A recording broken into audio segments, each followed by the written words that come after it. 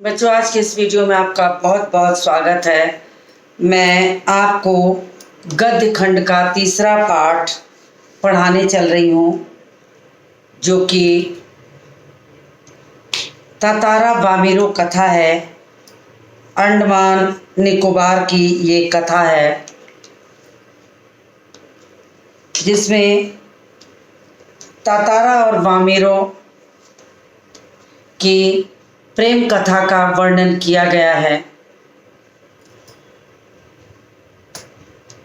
एक शाम तातारा अपनी थकान मिटाने के लिए समुद्र के किनारे टहल रहा था।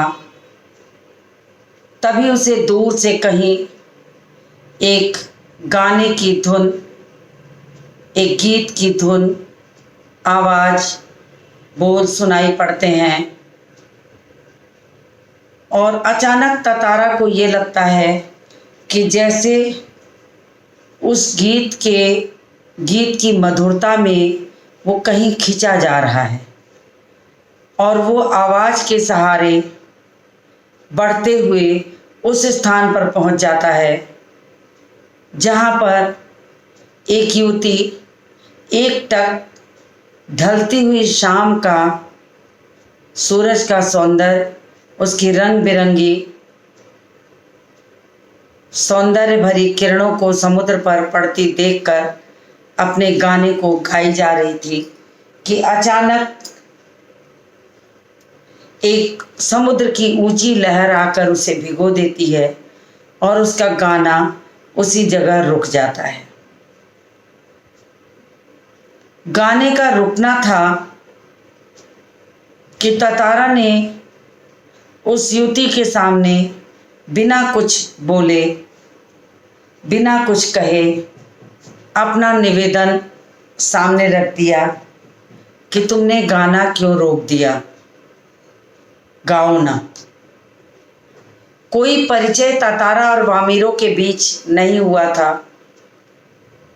दोनों का कोई पूर्व परिचय भी नहीं था। कैसे गाने की आवाज़ के सहारे पहुंचता हुआ तातारा उससे परिचय प्राप्त कर लेता है। उसके अनोखे सौंदर्य में जैसे वो बेसुध हुआ चला जा रहा था, और उसने अपने हृदय के भाव को बड़ी याचना पूर्वक तरीके से उसके सामने रख दिया कि तुम गाना पूरा करो। उसे बहुत आश्चर्य होता है कि युवक कौन है जो उससे ये आग्रह कर रहा है गाना पूरा करो, और मैं इसके कहने पर गाना क्यों पूरा करूं। इसे क्यों मेरे गांव की रीति का पता नहीं है। क्या ये कहीं बाहर का व्यक्ति है या कहीं और से आया है। तो वो इसी बात को समझाना चाहती है कि क्या तुम्हें गांव की रीति पता नहीं है। क्या तुम ये नहीं जानते हो कि मैं तुम्हारे प्रश्नों का उत्तर देने के लिए बाध्य नहीं हूँ। मैं सिर्फ अपने गांव के प्रश्नों का उत्तर, पूछे गए प्रश्नों का उत्तर ही देती हूँ। तो लेकिन वो उसका बिना उत्तर दिए अपने गांव लपाती की तरफ बढ़ती हुई चली जा रही है। रास्ता रोक लेता है तातारा उसका, और उससे उसका नाम पूछता है। न चाहते हुए भी उसने उसे झिड़की दी, और यहाँ तक ये भी कहा कि ढीठता की हद है कि एक ही आग्रह तुम बार बार किए जा रहे हो, साथ ही साथ तुमने मेरा नाम भी जानना चाहा। लेकिन न जाने ऐसा कौन सा अनोखा बंधन था कि जिसके चलते न वामेरो अपने आप को उससे अलग कर पा रही थी, और न तातारा उसे कहने पर छोड़ पा रहा था। उसके समझ में ये बात नहीं आती है, तो अंत में उसने अपने नाम को दौड़ते हुए, भागते हुए, कहते हुए भागती रहती है। तो उसने अपना अगला सवाल भी उसके सामने ततारा ने रख दिया। उसने जैसे ही बताया वामीरो, और वामीरो शब्द उसके कान में पड़ा तो उसे लगा कि एक रस घोलती सी आवाज़ उसके कानों में जैसे गूंज रही है। वामीरो, इस तरह की धुन पूरे वातावरण में जैसे गुंजायमान हो गई हो। तो वो ये जब तक सोचता कि मैं अपने प्रश्न को कहूँ कि ना कहूँ, तब तक शायद वामीरो अपने लपाती गांव निकल चुकी होती। इसलिए उसने सीधा आग्रह उसके सामने रख दिया कि कल भी इस स्थान पर आओगी ना। परिचय की कड़ी बहुत थोड़े से समय के लिए है। गाने की आवाज़ सुनना, ततारा को उसकी आवाज़ सुन करके खींचे चले आना, अचानक सवाल करना कि तुमने गाना अधूरा क्यों छोड़ दिया, और बदले में उत्तर न देने की बात कहते हुए उसने कहा कि मैं उत्तर देने के लिए बाध्य नहीं हूँ। तुम मुझसे इस तरह के सवाल पूछने वाले हो कौन? मैं तुम्हारे प्रश्नों के उत्तर नहीं दे सकती। फिर नाम बताया और तुरंत ही उसने आग्रह कर दिया कि कल फिर आओगी ना।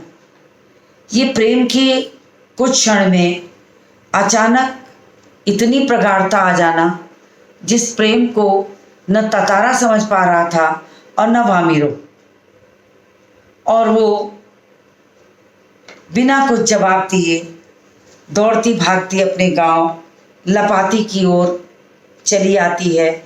उसके आगे की कहानी है। शायद वो ये कहना चाह रही थी कि नहीं, शायद कभी नहीं। उसके मुंह से शायद यही निकलने वाला था कि नहीं, मैं कभी यहाँ नहीं आऊँगी। वामीरो ने बड़े अनमने ढंग से कहा कि नहीं, कभी नहीं आऊँगी, और एक झटके से लपाती की ओर भागती हुई चली गई। बेसुध सी भागी चली जा रही थी। उसे समझ में नहीं आ रहा था कि उसे क्या हुआ है। पीछे ततारा के वाक्य गूंज रहे थे कि वामीरो, मेरा नाम ततारा है। वामीरो ने एक बार भी नहीं पूछा था ततारा का नाम, लेकिन उसे लगा कि जब मैं अपनी प्रेम की कड़ी को आगे बढ़ा रहा हूँ तो मुझे अपना परिचय भी देना चाहिए। इसलिए उसने बड़े दृढ़ता से, मजबूती से अपना परिचय भी दे दिया कि वामीरो, मेरा नाम ततारा है। कल मैं इसी चट्टान पर तुम्हारी प्रतीक्षा करूँगा, तुम्हारी बाट जोहूँगा, जरूर आना। पूरे दृढ़ विश्वास के साथ, पूरी दृढ़ता के साथ वामीरो के सामने ततारा ने अपने हृदय की बात रख दी कि मेरा नाम ततारा है और मैं कल इसी चट्टान पर तुम्हारी पुनः प्रतीक्षा करूँगा, तुम जरूर आना। अब वामीरो रुकी तो नहीं, भागती ही गई। ततारा उसे जाते हुए देखता रहा। उसे जो कहना था वो कह चुका था। भागते हुए वामीरो घर पहुंचती है। उसके समझ में नहीं आता कि कौन से अनजान डोर उसे वापस उसे चट्टान की ओर खींचे जा रही है। वो अपने आप को उसमें उलझा हुआ पाती है। वो चाहती है कि मैं यहाँ से निकल जाऊं। वो चाहती है कि मैं किसी तरह इस बंधन से मुक्त हो जाऊं, मगर एक अजीब सी बेचैनी उसको महसूस होती है। वामीरो घर पहुंचकर भीतर ही भीतर कुछ बेचैनी महसूस करने लगी। घर पहुंचती है, बहुत बेचैन हो जाती है कि अचानक ये व्यक्ति कहाँ से आ निकला, जो बिना कुछ कहे, बिना कुछ बताए सीधे आग्रह करता है और फिर अपना परिचय देकर पुनः उसी चट्टान पर मिलने को कहकर चला जाता है। उसके समझ में नहीं आ रहा है कि वो क्या करे। एक झल्लाहट मन और मस्तिष्क पे थी, झूठी थी कि सच थी इसका भी अनुमान वामिरो नहीं लगा पाती, और वो एक झटके से जोर से दरवाजे को बंद कर देती है, जैसे कि वो अपने मन को कहीं दूर हटा लेना चाहती हो, किसी और दिशा में लगाना चाहती हो। बार बार उस ओर से अपना ध्यान हटाने की कोशिश करती है। जब वो जितना ही वो कोशिश करती है उतना ही ततारा का चेहरा उसकी आंखों के सामने नाचने लगता है। उसकी याचना भरी मुद्रा उसकी आंखों उसके कानों में गूंजने लगती है, और उसकी कल्पना का जो एक अद्भुत साहसी युवक उसके मन और मस्तिष्क पर कभी छाया रहा होगा, उसी का साक्षात स्वरूप ततारा उसे प्रतीत होता है। किंतु वही ततारा उसके सम्मुख एक अलग रूप में आया। सुंदर, बलिष्ठ, किंतु बेहद शांत, सभ्य और भोला। अब एक युवती अपने हृदय में अपने जीवन साथी की कल्पना में जिन जिन चीजों को ढूंढती होगी, संभवतः वामिरो उन्हीं सारी चीजों को ततारा में ढूंढती है। उसे ये लगता है कि ततारा में सौंदर्य भी है और वह बलिष्ठ भी है, साथ ही बहुत शांत है, सभ्य और भोला भी है, जिसके मन में कोई अलग भाव नहीं है। खुले मन से जो एक याचक बन करके मेरे सामने अपने हृदय के भाव को रख कर तुरंत ही ये कह देता है कि कल भी इसी चट्टान पे आना।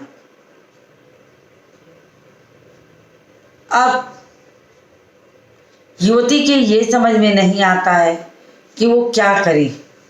भीतर तक उसे एक बेचैनी महसूस होती है। फिर उसके मन में आता है कि एक दूसरे गांव के युवक के साथ संबंध बढ़ाना परंपरा के तो विरुद्ध है। अब मस्तिष्क उसके इस बात को बार बार कहता है और हृदय बार बार ततारा की बातों को सोचता है। तो मन और मस्तिष्क के बीच में द्वंद्व चलता है। दिमाग उसका कहता है कि ये उचित नहीं है, और दिल उसका कहता है कि ये प्रेम है जो ततारा के प्रति वामिरो के मन में अनायास उत्पन्न हो जाता है। यद्यपि उसने वामिरो को एक झूठा नाटक कहना चाहिए करके दिखाया था कि तुम कौन होते हो, ढीठता की ये हद है, तुम्हें शायद पता नहीं, एक झिड़की देना, सारी बातें जैसे एक तरफ थी और उसका हृदय जो है सब कुछ जानते हुए भी उसको एक अपने भीतर एक आत्मीय गंध, एक प्रेमिल भावना, ततारा को पाना एक असंभव बात थी।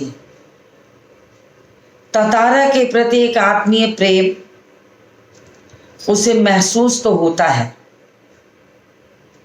मगर साथ ही उसके दिमाग में ये चीज़ चलती है कि ततारा को पाना बिल्कुल आसान नहीं है, कि वो ये जो कार्य सोच रही है उसे वो कर भी पाएगी अथवा नहीं।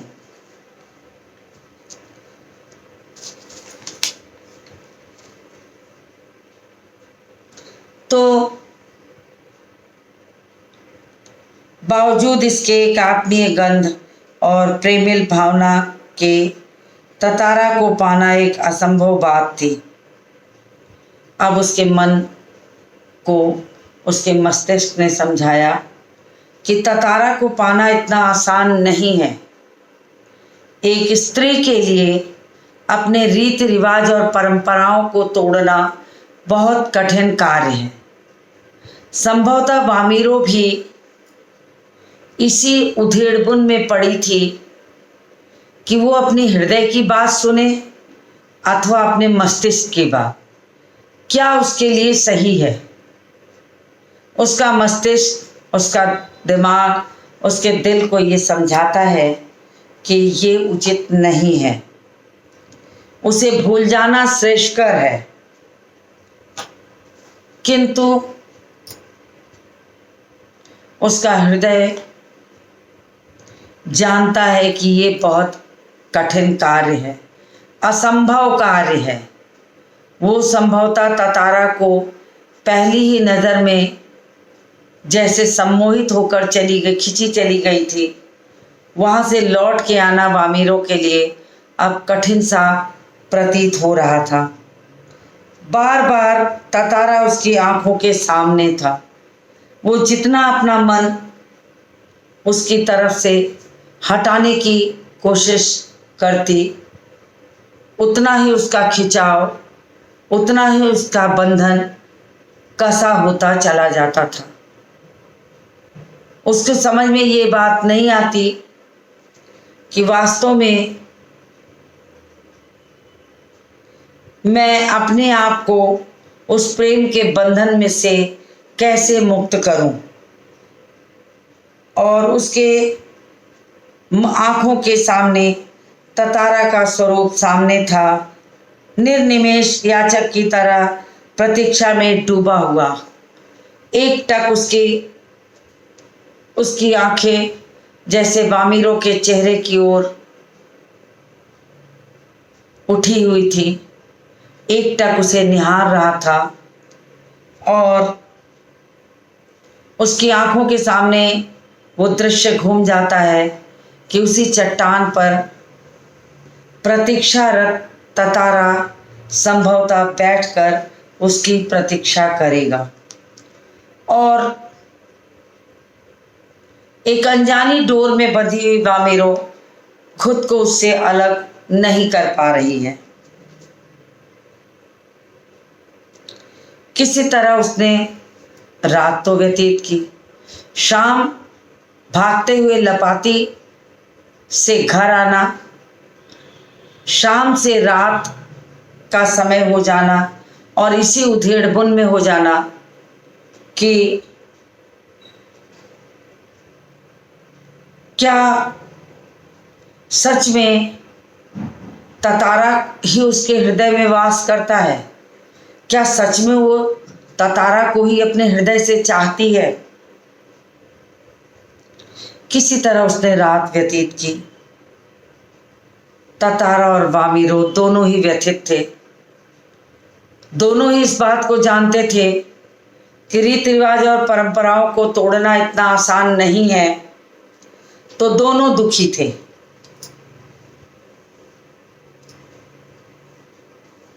दोनों दुखी रहते हैं। किसी तरह बिल्कुल शांत उबाऊ दिन, पूरी तरह से दूसरा दिन, पूरा दिन अनमने भाव से व्यतीत हो गया और धीरे धीरे शाम ढलने लगी। अब वामीरो को ततारा का वो याचक बन के शाम की प्रतीक्षा करना जो उसका स्वरूप था उसे याद आने लगा कि उसी चट्टान पर ततारा उसकी प्रतीक्षा कर रहा होगा। ततारा के लिए मानो पूरे जीवन की अकेली प्रतीक्षा थी। ऐसा लग रहा था कि जीवन का सबसे कठिन समय है ये वो, जिसमें ततारा उस चट्टान के पास वामीरों के लिए प्रतीक्षारत था और एक एक घड़ी व्यतीत करना उसके लिए कठिन हो गया था।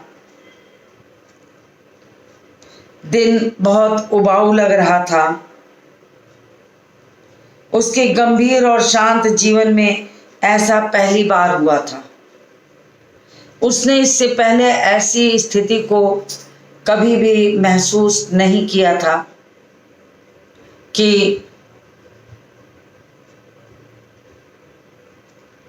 इतना खिंचाव, इतना महत्व दिया है उस प्रेम को जो अनजाने ही पनप गया।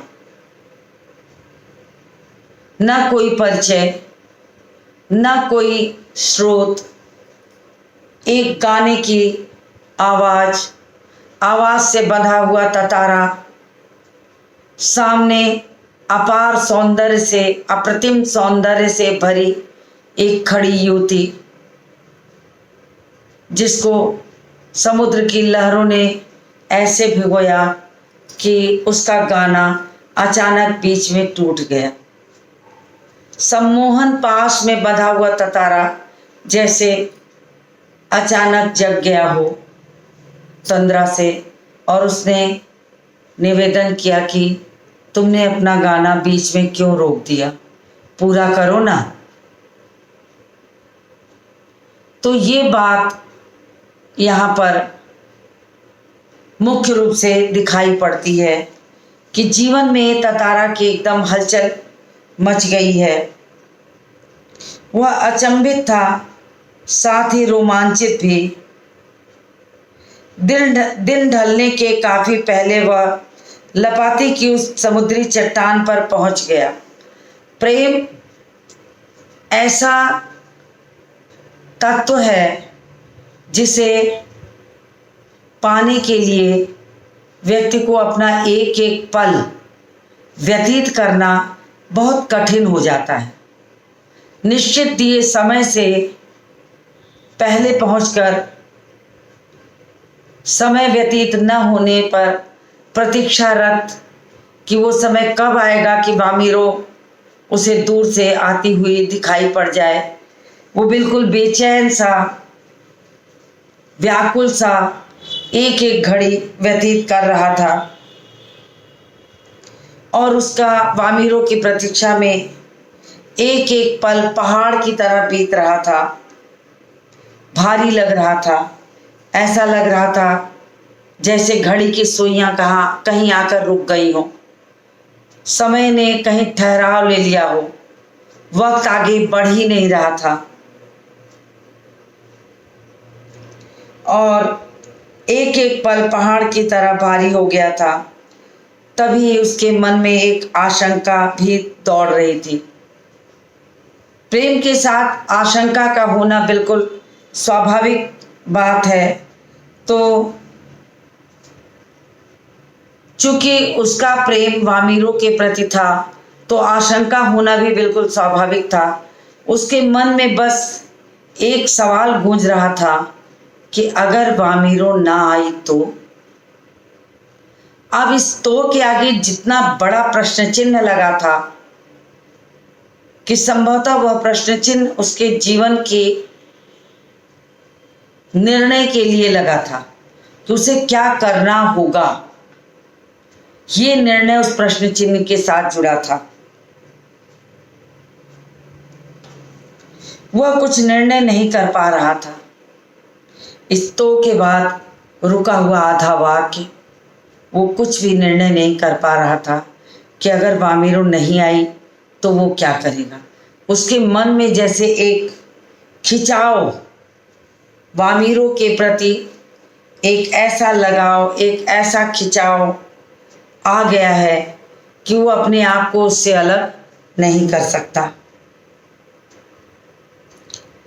सिर्फ प्रतीक्षारत, यानी सिर्फ घड़ी की सुइयों की टिक टिक की तरह एक एक पल को उंगली पर गिनते हुए बस वो उसी चट्टान पर वामेरों के लिए प्रतीक्षारत रहता है कि संभवतः वो घड़ी करीब आ जाए और उसे वामेरों आती दिख जाए।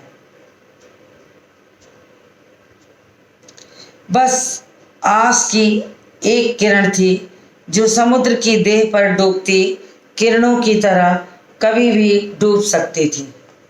आशा की एक किरण के सहारे वो अपना समय व्यतीत कर रहा था। जैसे जैसे सूरज ढल रहा था, सूरज की किरणें समुद्र की लहरों में डूबती चली जा रही थी। ठीक वैसे ही उसे ये लग रहा था कि कहीं ऐसा न हो कि वामीरो न आए और उसकी आशा की किरण इन समुद्री किरणों की तरह उसी पानी में समा जाए हमेशा हमेशा के लिए।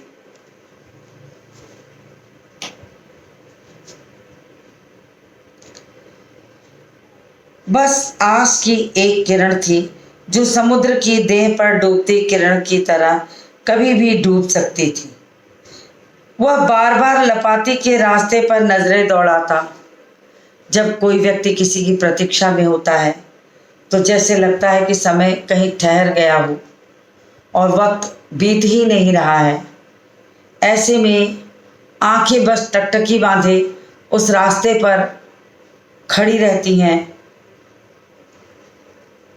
जहां हम किसी की प्रतीक्षा कर रहे हों, और लगता है हर आहट उसी व्यक्ति की है। लेकिन कभी कभी उसी आहट की सच्चाई अचानक देखने को मिल जाती है।